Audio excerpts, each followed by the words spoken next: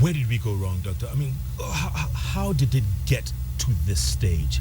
The pictures we're seeing, and I keep talking about them. It's heartbreaking, if anything. Yes, but it's heartbreaking, of course. But it's more than heartbreaking. It's very bad for the country. We cannot afford to become known as a place where wildlife is not valued. We are so dependent on tourism, so dependent on tourism. We will be for years, even if we have oil in every county. Tourism is a long-term mainstay for employment, for the agricultural sector, for the informal sector, for the banking sector. And if we have more and more animals killed, sooner or later people are going to say that's not a good destination to go to. We're just going to see dead animals, and we're going to see people in the parks with guns as opposed to binoculars. We're going to see an unfriendly state. And poaching of wildlife is obviously worrying foreigners who come here as tourists. But we have our own children, we have grandchildren, we will have great-grandchildren. Why shouldn't they enjoy what tourists are coming to see today? They'll be gone. Yeah, speaking of children, Doctor, there's other people who are saying, look, if we can't even protect our own, when gunmen walk into a church and there's a little 1-year-old with a bullet in his head, if the country cannot protect its own people, why bother about wildlife?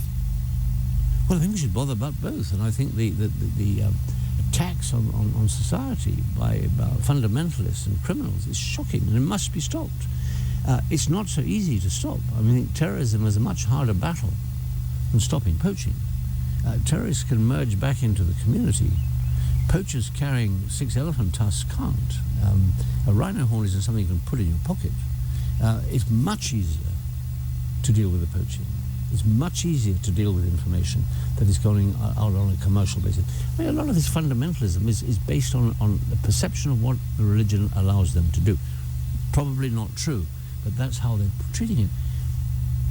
These poachers are not getting support from anybody, and it should be much easier to get intelligence. Spying on a poacher or reporting on a poacher is a very different thing from getting into trouble with your religious leaders because you're opposing what some people are saying is the word of God or the interpretation of the Quran. Yeah.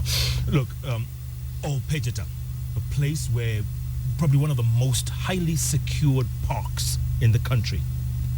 Rhinos were slaughtered just literally the other day. And the poachers disappeared without a trace within minutes. How? I mean, are we that helpless? We seem to be, but we shouldn't be. I mean, you talk about Old Pejeta and Old Jogi. What about Nairobi National Park? On the flight path to the main runway, a rhino was slaughtered with bullets, 21 bullets put down on a rhino. There are people 24/7 in the park because of the terrorist threat of incoming aeroplane. Nobody heard 21 shots from an automatic weapon? Come on. What's happening? If they didn't hear and can't say, then we have another sort of security problem. And yeah, correct, we do. And this only goes to show that there are forces within the services that are complicit in this. I don't think there's any question at all. And not everything is out in the public, and I'm not in a position to say so. But there's absolutely no question in my mind that there are rogue elements in all society, in all organizations. KWS has rogue elements that are benefiting from poaching, benefiting from stock in the park, benefiting from the destruction of forests and trees. But this is not hundreds of thousands of people, it's a handful. And with a disciplined, open, fair, constitutionally regulated service, it should be possible to stop it. I know it's possible to stop it. We did stop it. It could be stopped again. And it doesn't mean that anyone seen with sandals in a park is assumed to be a poacher and shot on sight. That's absolute nonsense too. But you can get intelligence. We used to know before that elephants were going to be pursued by a gang coming in from point X or point B. We would have people in all of the parks where there were elephant and rhino, 24/7. Observation points. If somebody came in the park with a light at night, and generally they would have to come in with a light at night so they didn't get lost or didn't tread on a thorn or bump into a light, we could see it 20, 30 kilometers away. We were there. This is not happening today. Yeah. Are you still for the shoot to kill? No, I'm not. I think a live poacher is so much more useful than a dead one. He or she can tell you who he's working with. You can work in different ways with them. You don't have to torture them. You can show them that they can plea bargain, and you can get some very useful information to break this network. I never thought shoot to kill was a good policy, and we didn't practice it. Mind you, if we were shot at, we shot back. Mm-hmm. Also, this whole chain must involve people very high up for it to have to go on so the way it is. I mean, it's... Well, listen, Jeff. Of course it goes high up. When you say high up, are you talking about the pinnacle? Probably not. I would not be inclined to think that the top leadership of this country is involved. But there are people well above the level of a senior warden in the political field and in the commercial field. We have seen reports in our press over the last 2 or 3 years where they've suggested that governor was involved, MPs are involved, district officers and district commissioners. The press have reported these. I have never read of the arrest, investigation and prosecution. KWS says it sent 280 odd cases for prosecution. It doesn't matter how many you send, it's how many get prosecuted effectively that counts. And I think one of the great criticisms today from many people is that yes, we arrest people, but then they go free. Instead of being taken to court with a file of evidence that is irrefutable and will result in sentencing under the new law published recently and approved by Parliament and the President, the judges, magistrates have no choice. If in this country, which is a free democratic country, if you go to court and there isn't the evidence, you're let go. Absolutely. Now, who's supposed to adduce the evidence? Is it not KWS? It's no good blaming the police on ballistic reports, alibi reports, vehicle reports, and that'll stop. Yeah. I say shoot to kill, Doctor. I mean, that's what I say, shoot to kill. Well, that's a little drastic. Maybe that's why I'm not a politician. Okay, I want to talk more about that after the break. And also, how come it worked in your time? How come you guys reversed this and even increased the elephant population? I want to know that. Also, is the media doing enough? Are we shouting enough from the mountaintops? You know, what's the one thing we need to do to hopefully get the right people to listen? Let's talk about that after the break. We are at the Dari restaurant in Karen. That's this beautiful setting here behind me. And yes, we're talking to Dr. Richard Leakey, who knows a thing or two about fighting poaching. And we are in a critical situation because the elephants and the rhinos are literally being decimated. Is anybody out there listening? I'm going to talk a lot more right here. Jeff Koinange coming to you from Dari restaurant in Karen. Going to take a break. Back in a moment. Just see who's bothering me on this bloody thing.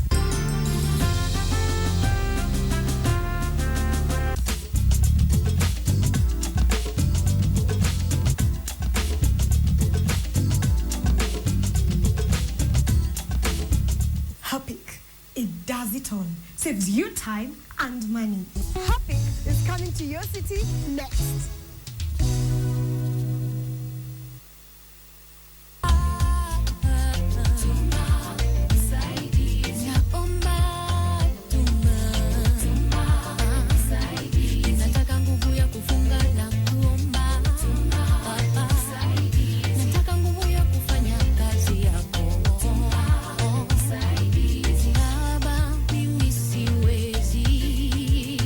Chochote bila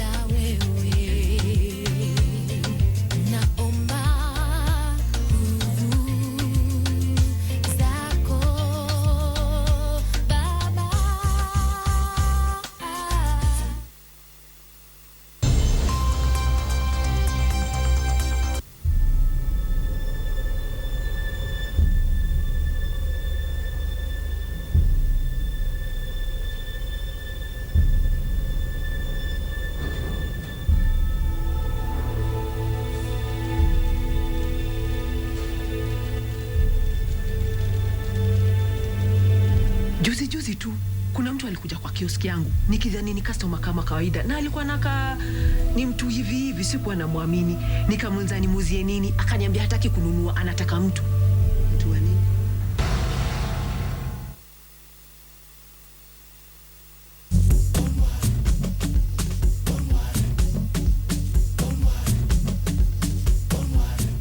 Would you go to the gym? How many babies do you have outside there? What gift will you get me? Is it your phone or our phone? I'll do it only when I feel like. Why don't I do that? I'll do it. I wouldn't give myself heart attack. A guy should have like 2 wives. Do you save money or spend? What is your idea of true love? I can spoil myself. Being my best friend, a quarter is spending. Holding you like this, all those fairy tales I'm full of it.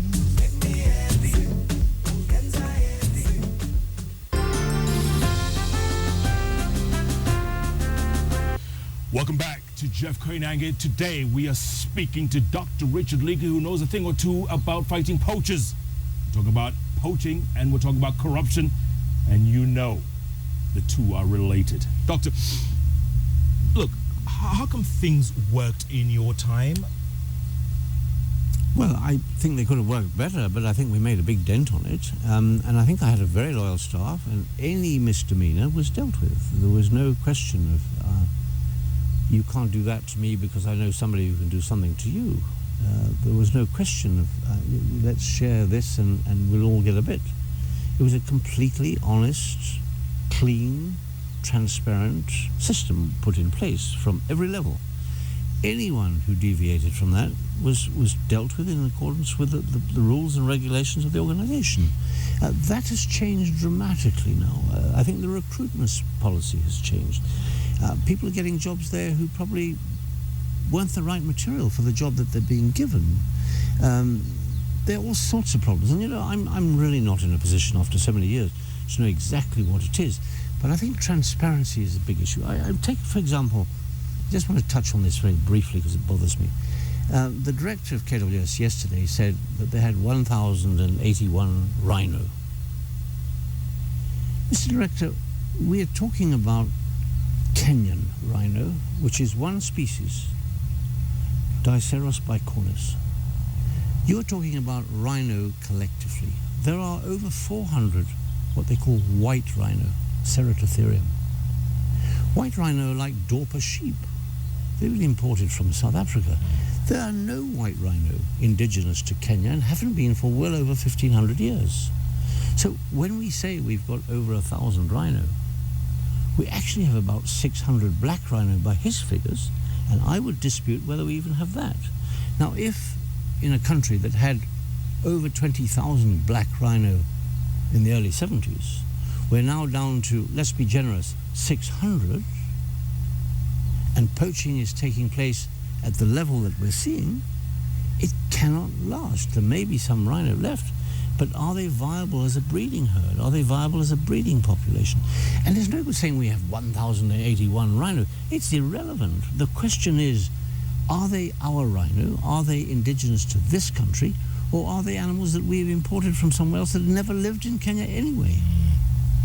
There's a tweet here from Jim Cario. He says, please have the director tell us what needs to be done. What's the one thing that needs to be done to save these treasures? Well, I'm not the director. I think he's giving you... Thank you. I think he's recalling the past. Thank you. I think we need to get, at least on an interim basis, a fresh empty room to start to rebuild in. I think the current management administration should step aside and let a new team come in and check what's happening. There is currently a task force going around the country talking to all sorts of people about what's happening in wildlife. It should make its report known in about a month's time. Let's hear what they say. Let us get to the bottom of this with facts, but don't let's ask the leopard to look after the sheep for us when we know he's already eaten some. Yeah. Look, the new laws. So far we've seen one foreigner, Chinese, jailed for how many years? Was it like 20 years. About 20 years. Is that going to be a deterrent? No, I think giving somebody 20 years or 20 million shilling fine, many judges and magistrates are going to say, wait a minute, you know, that's a pretty lethal thing to do to somebody, and I would rather give them the benefit of the doubt. And so I think it's probably too harsh, although I think there are cases where it's warranted. It would be far better to make sure the prosecution works. And how many cases a week go to magistrates' courts and are then thrown out because of lack of evidence? I mean, it's hundreds over a year. This is where we're going wrong. The Attorney General, the Director of Public Prosecutions, we know what they're saying. We know what they're thinking. We talk to them. That is outside the KWS as far as I know. And they're wringing their hands in despair and say, we will do it. The law is there. Give us the evidence. Yeah. The magistrate's not in the bush. I remember in the 70s, Doctor, there's an elephant called Ahmed. Do you remember that famous elephant with the tusks almost reaching the ground? That became a national treasure. Do you know why it became a national treasure? Because President Uhuru Kenyatta's father was so moved by the splendor of this animal and its iconic value to this country, and he heard of the poaching in those days, which was pretty serious, if not as serious as today. And he said, this elephant must die of old age. I will put askaris with it 24 hours a day. And he did something that no president anywhere has ever done before or since. He had the courage to say an elephant is that important. Not only that, but President Jomo Kenyatta, our founding father, banned hunting in this country. Mm-hmm. There's an enormous precedent for this government to follow. What does this president need to do, Doctor? Well, as I've said before, I think he needs to take it, and I think he is doing so, by the way, take it upon himself to say enough is enough. Give me all the excuses you want, but I want a new team there to get to the bottom of this once and for all. His wife, the First Lady, has taken the initiative with the whole Save Our Elephant campaign. Does he need to step up to the plate? I think, obviously, if he does, and more vocally than he has heretofore, it would be wonderful. I think the First Lady has done an incredible job of bringing attention to this issue. I mean, she's become an icon amongst First Ladies. Here's somebody who's saying loud what she believes and her love for animals. This is a wonderful thing we have in Kenya, and we should exploit it for the good of this country and our wildlife. If things continue in their present form, what I said at the top of the show, in 15, 20 years, is it true there will be no elephants, no rhinos? I think for elephants, I wouldn't be so sure. I think there's still between 25 and 30,000 elephants. I'm not sure what the exact numbers are, but I mean, I think it's still, there are many populations that are still viable, although the decrease is significant. Rhino is a very different story. I think rhino and possibly lion and leopard are in a much more precarious situation as far as we're concerned. And this would be, I think, easier to deal with and should be dealt with not tomorrow, but now. There's something else that you did in your time. You led a campaign and you convinced the president then, Daniel Arap Moi, to burn the ivories that were stashed in the warehouses. Was that a statement that was made? How significant was that statement? Well, it was really an attempt to draw attention to the fact that ivory was being taken out illegally because it had a high value. Our idea was, let's say ivory is worthless. Let us just destroy it, write it off the books and say it's worth nothing. We had 12, 13 tons of ivory at that time. We now have over 120 tons in the stores in Kenya that we know of, probably more. People are talking about paying money to take it away from government so that it can be destroyed. I say to the government, don't wait for the Brits and the Americans and the others to buy our ivory so they can destroy it. Let's destroy it ourselves and say it's valueless. We hate it, we don't want it, and let's be bold. Let our president lead a campaign this year with other African leaders to say ivory is valueless. We will not allow it to be traded in any form whatsoever, and stop it by setting it on fire or crushing it. What kind of picture, what kind of message would that send? You see the president lighting that stack of ivory. What kind of message would it send out there? I think take a very powerful message to the world as well as to Kenyans. This is a very, very serious matter. If the Kenyan government thinks that strongly as to be able to do that, we better be pretty damn careful. What kind of message would it send to the buyers out there? We're talking, the Asians out there who value this product. No, Jeff, let's not worry about the buyers. Let's worry about the sellers. What the president has to do, in my judgment, amongst other things, is turn his foreign affairs team and turn his friendship through the African Union position and get Africa to stand absolutely united in urging the international community to once again ban all trade and traffic in ivory across boundaries. Get the CITES regulation, the Convention on International Trade, once and for all, to say there will be no movement of ivory across any border except illegal. That any customs officer can say, this has to be haram, it has to be stopped. Now, there's a little legal ivory here from South Africa and some from Namibia. It's very confusing. And buyers say, it's like buying tuna fish. It's green. It can't be green. It should be none. Full stop. The will may be there, but the initiative is not there. And maybe at the end of the day, this is not a priority for these heads of state, for the African Union. Maybe it's not a priority. Maybe they have other things, other issues, other challenges they need to deal with first. I'm sure they do, and I hope they do, because this is not a priority in that sense. But there's also not a huge hole in the budget to do it. This is a relatively small affair with huge returns. This is a low-hanging fruit that could be dealt with rapidly and bring huge kudos and recognition. Fighting Al-Shabaab, fighting Boko Haram, fighting manipulation of contracts and dealing with high-level corruption, much more difficult. Stopping poaching and putting in place an honest, efficient service or services to look after our heritage, both wildlife and natural, is not a big challenge. What's it going to do for the rest of us? And I asked you before the break I said, what about the media? Are we doing enough to champion this cause? What more can be done? Well, you're here. The Citizen have been on the ball. The Star's been on the ball. I think the two main print media are a little bit insipid in their reaction. One wonders why. Certainly the KWS press conference got a lot more attention than what precipitated it. It was fine, I don't need the publicity. But the fact is, they don't seem to be behind it. Are they not behind it because they can't sell the newspapers? It seems to me that other people can sell the newspapers. It seems to me there is interest. And I'm not talking to Americans and Brits. I'm talking to Wananchi, Umma, our people. And they are as determined to see this ended as anyone I know. And the local press are being very funny. And, I think Julie Gichuru said she was somewhat embarrassed by the response of the print media to a national crisis of this dimension. And she's right. Yeah, absolutely. I totally agree. Look, Dr. Leakey, at the end of the day, are we losing the battle against poaching?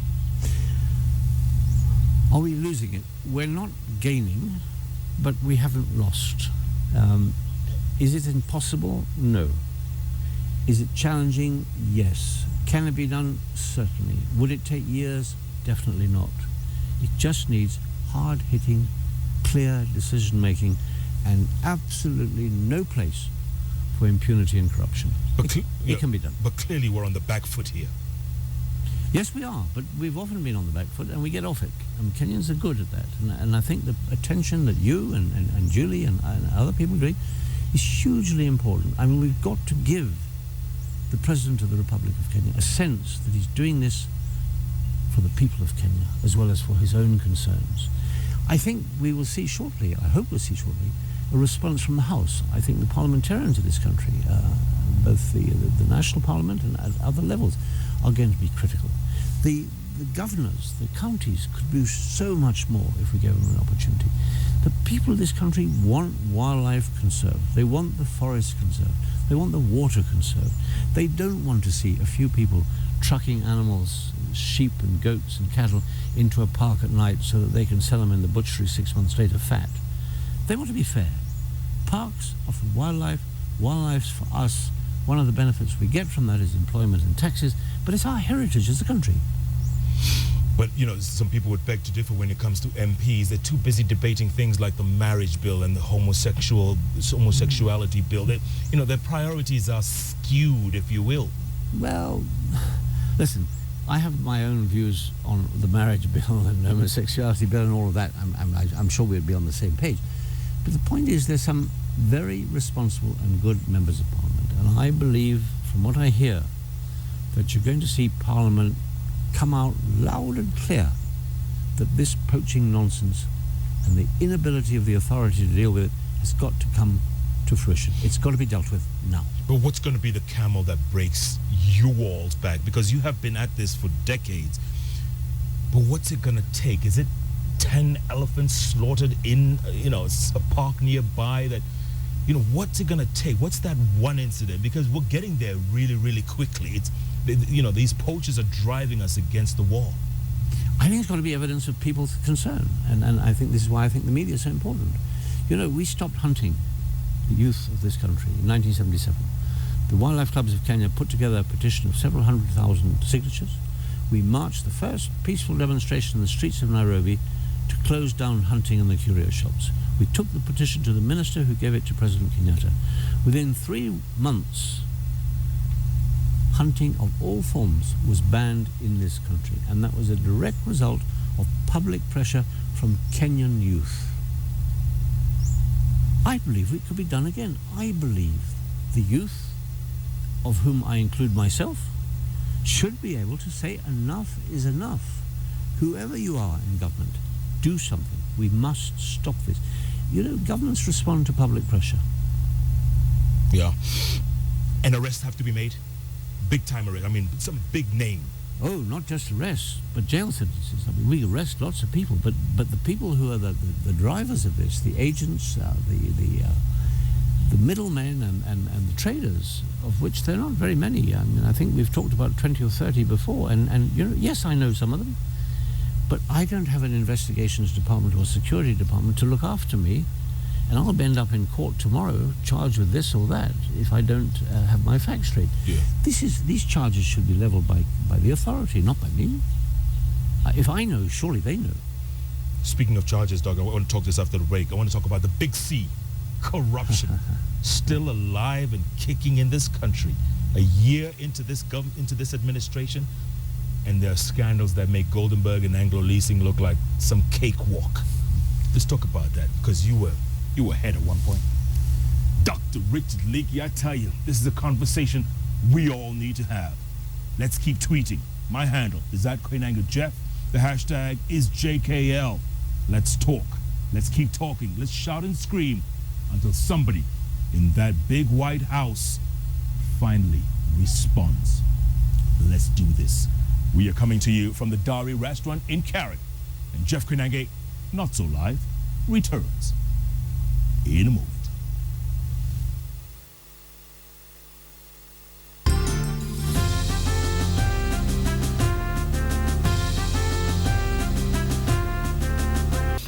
And welcome back to Jeff Koinange. Today we are not so live because we are talking with Dr. Richard Leakey, a candid conversation with a man who not only ran the Kenya Wildlife Services in his time, but was also head of the Civil Service, secretary to the cabinet. Remember the dream team back in the day? This man ran it from the front. And there are issues we have to talk about, whether you like it or not, whether those folks like it or not. We're going to keep talking till somebody responds. Dr. Leakey, the big C, corruption. Goodness, these days, look, I'll get to the standard gauge, which is itself a mess. The latest is the laptop tender scandal. A company was approved, Olive Technologies, they got the approval, and then somehow somebody slipped in 1.4 billion shillings like nobody was going to notice. And they thought they were going to get away with it. I mean, is it that blatant? I'm afraid it is, yes, and I think it is quite extraordinary, and I do not know why it is so difficult to deal with this. It could be because the officers charged with the investigations are powerless. Perhaps there's interference. Where's it coming from? Do we want to lay everything at the feet of the president? I think that would be very unfair. I don't think any man has the time to deal with every case that comes up. But there are people around him and around elsewhere who clearly are protecting the crooks and getting something back from it. And, I know the president feels very frustrated that everything he tries to do, we pull him back and say, no, that's corrupt. We're not saying he's corrupt. We're saying people are not giving him a fair shot. They are ruining his ideas. They're undermining his authority by linking him and his office to things that he may not have had anything whatsoever to do with. And I think in his case, I still feel that he's made a bold start. He clearly believes in fighting this evil. He clearly believes in fighting the poaching evil. We've just got to give him the help to do it. But he also admitted himself that in his very own office, there's massive corruption going on. His own office. Well, yes, he would have to admit it because it's there. We all know it's there. And I don't know. All I can tell you is that at times, when I was Secretary of the Cabinet, it was extremely difficult to get support where I needed it to do certain things. Our advantage then was that we were very, very dependent on donor support. And the donors had been persuaded that they should no longer support us unless the IMF were happy with what we were doing. The IMF were persuaded by things we were doing that we were on the right track to get this right. The president doesn't have that sort of leverage anymore. And unfortunately, and I say unfortunately, with the discovery of rich oil in the north, there's a sense now, well, even if the donors withdraw, we're going to have so much money anyway, soon it'll be all right. Yeah. It's not the case. We cannot function the way we're functioning. And corruption is a real issue. And I know, I was at State House recently. Corruption worries the president enormously. But he wants to get it right. He wants to get the real guys behind it. And they're hidden. They're hidden. The buck has to stop somewhere, Dr. Addy. It has to stop somewhere. And he has to take the bull by the horns. No question it has to stop it. He's the guy to stop it. And that's what I'm saying about elephants and rhino. I mean, he's the only guy who has the complete authority to put his foot down. Yes, we have a much more constraining constitution in terms of dictatorship and dictates from the head of state. But he still has the influence and the power to get things done. He's got some good people with him, but he's obviously got some people around him who are not that good. And one wonders how to break it. I don't have a solution to this. I'm appalled by what's happening, shocked by what's happening. Do you think they have no respect for him when someone doctors a tender and adds 1.4 billion? Is that, that's like no respect for your job or your boss or your country? It's just literally greed. Of course it's greed, and I don't think those sort of people have any respect for him whatsoever. And I think it's shameful. I think you said you didn't want to talk about standard gauge. I don't either because of the financial side of it. I'm not competent. I hear what people say. But the question I would have, here is a contract worth a great deal of money that puts a railway line and the rail reserve through Africa's third largest national park. I have never seen an environmental impact assessment. I have never heard of a town hall meeting where the people of Kenya are consulted. And I've never heard of an explanation as to why the existing rail reserve, which is quarter of a mile wide, half a mile wide in many places, why aren't we travelling on that one? We wouldn't have to compensate anywhere. It's as straight a line as you're going to get because the people who built that railway weren't rushed with money. They went a direct line. Why are we using another line, separate completely, through a national park with no environmental impact? And I would wager to say, I wonder whether the Constitution and the law has been followed. There is a thing called a Board of Trustees that is the sovereign body concerning management of wildlife and national parks. Was the Board of Trustees ever consulted? Is there a minute and a resolution that those 8 or 10 men and women on that board, legally appointed under the Constitution, were ever consulted and gave their accession to this action? Or is it something that went behind their heads or under their seats? I want to know, and I have a right to know. So do you. Well, maybe some money has been poured somewhere, and that's why so many people are so silent. But let's ask.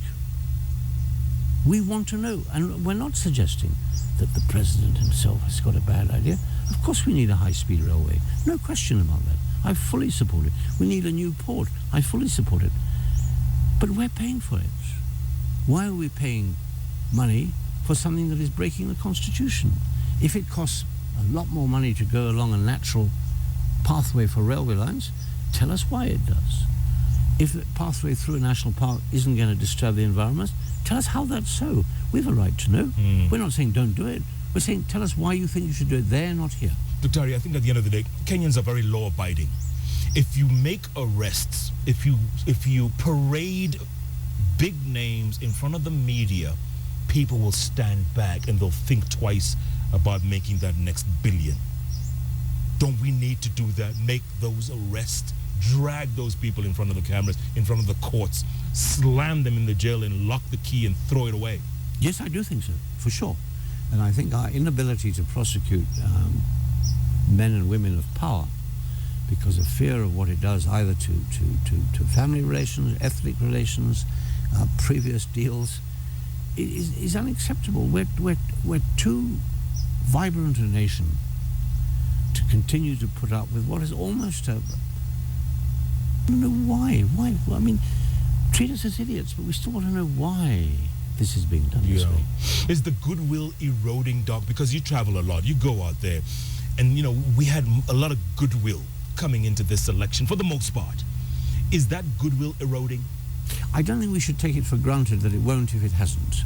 I think in the countryside, I don't know this country as well as I used to, but in the parts of Kenya that I visit at a rural level, yes, I think there's beginning to be questioning. I think the social media, much more than the NGOs, are responsible for wakening people up to the fact that it's not the way they thought it would be.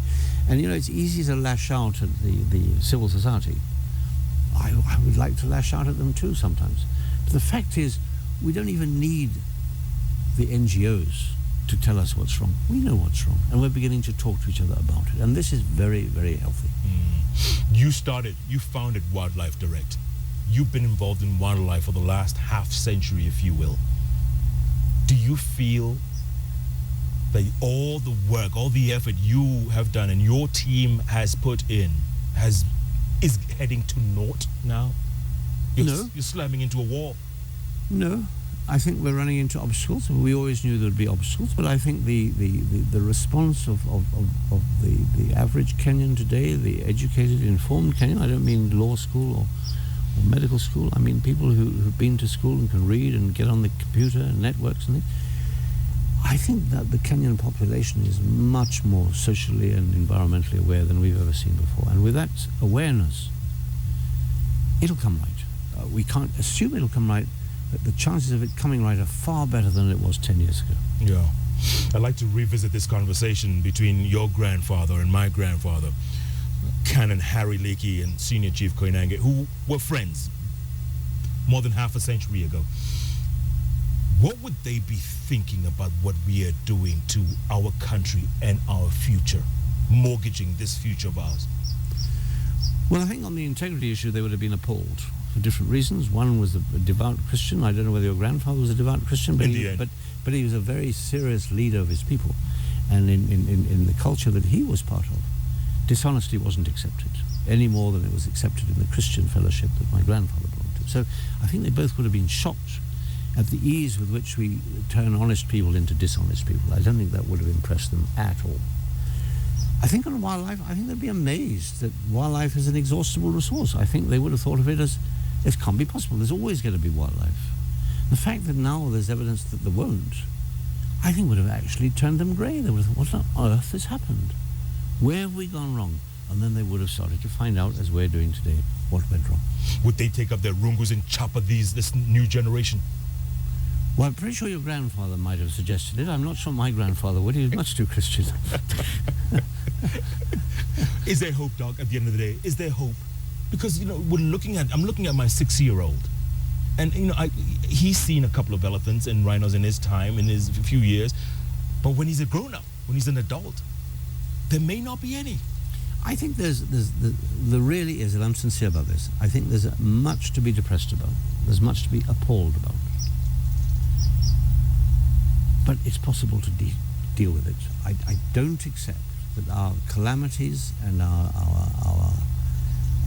crisis and our failures are sent to us by your God.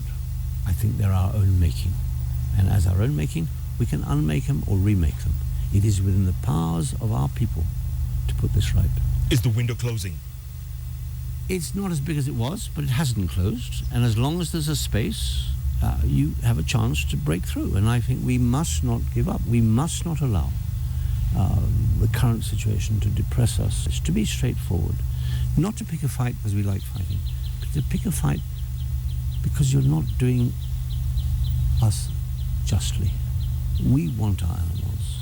We want our natural wildlife. We want a high-speed railway. But we want hospitals and schools, and we want to stand tall as Kenyans, wherever we go, as an upstanding, smart, well-developed country of integrity in terms of men, women, and children. But the bottom line, we need to sort out security, you sort out corruption, and you sort out poaching. Are they interconnected?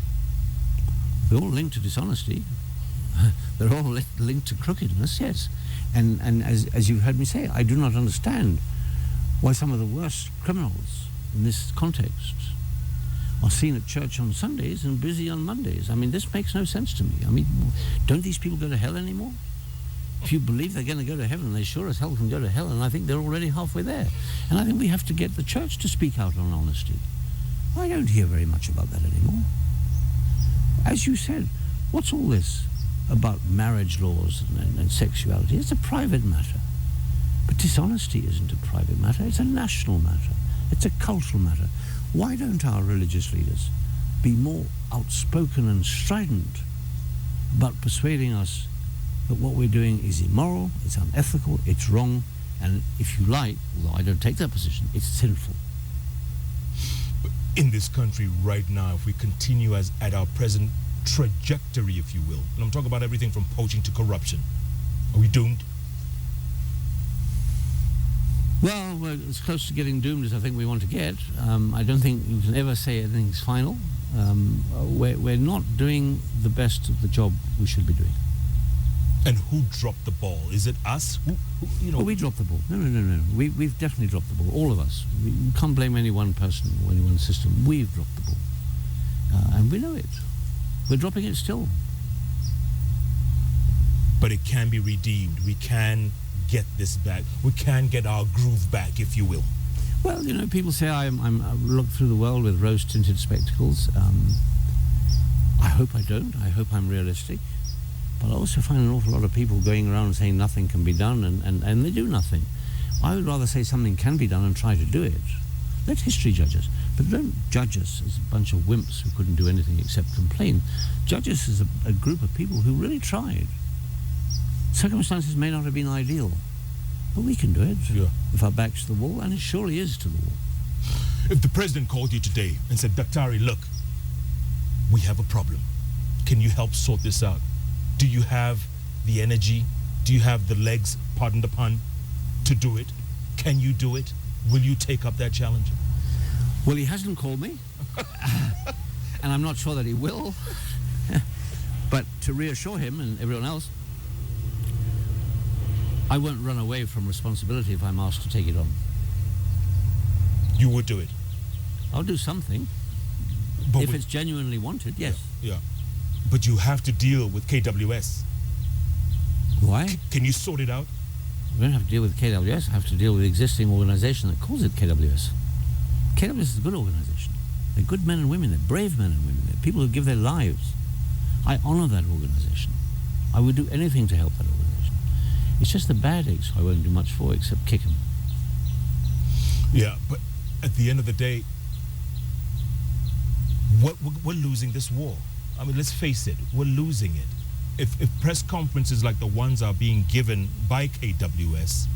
Well, listen, I'm not a reader of history, and I'm not old enough to remember the days, but, in history we read about the World War II and the Germans and the British fighting it to the last inch. And I've read many times where Hitler was said, we've got them, they're finished, we're going to overtake and invade Britain. And Hitler, who had no planes and no troops left, said, the hell you are. As long as there's one of us left, you've got a fight on your hands. And he won. And I say the same thing. Don't give up. People used to say, you'll never get the British out of Kenya. They're stuck like leeches. Well, they went. People said the Boer government, apartheid people, would never give away. It's anti-communist, it's Christianity that they're fighting for. The hell they are. They've gone. Mandela took over. Others have taken over from him. It's a rainbow nation. People were giving up. People were fleeing. People were saying it can't be done. Those people are beasts. They're miserable. They're rotten. And yet a few brave people, Steve Biko, Nelson Mandela, Sisulu, all sorts of people said, no, it's tough. We can do it. We can do it here. We can stop the corruption. We can stop the poaching. We can stop the dishonesty. And we can do better. Don't give up. Yeah, literally, because people said Richard Leakey wouldn't even live another 6 months beyond your accident, beyond your kidney, beyond your liver. Look at you now. Well, they were a bit unfair to me, I think, writing me off so quickly. I was unwell, but, people do get unwell. But I'm back, I'm perfectly all right now. I have a new liver from a donor, a living donor. He's perfectly well too. And people laugh, but my liver is actually a Kikuyu liver, which is wonderful. It's what I wanted. What is it telling you right now? That's a secret. It's good to see you smiling. Thank you. But at the end of the day, the job is far from over, isn't it?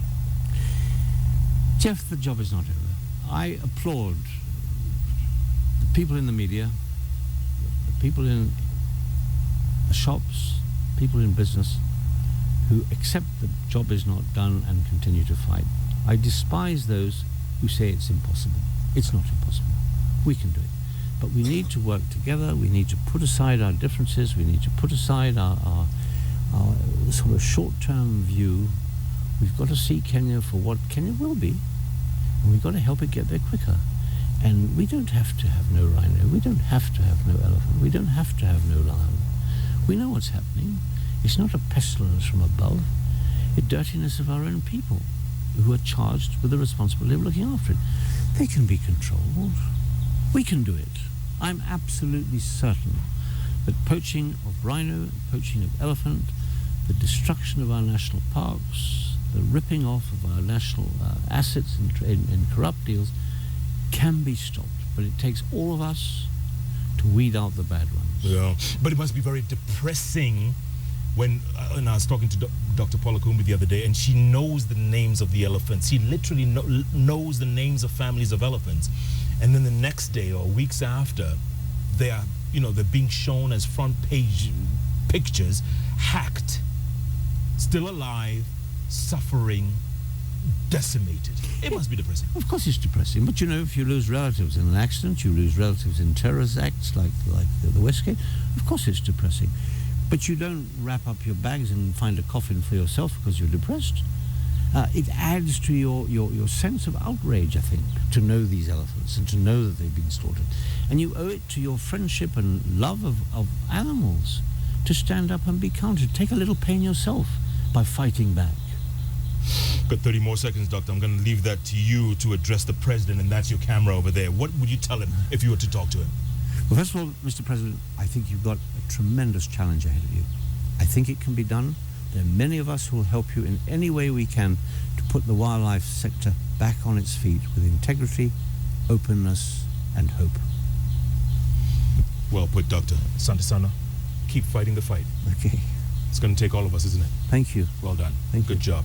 Dr. Richard Leakey there, folks, on everything from poaching to corruption to insecurity. And believe me when I tell you this, they are all interconnected. And Dr. Leakey says the bottom line is we need all hands on deck to fight all these three. All hands. Is anybody out there listening?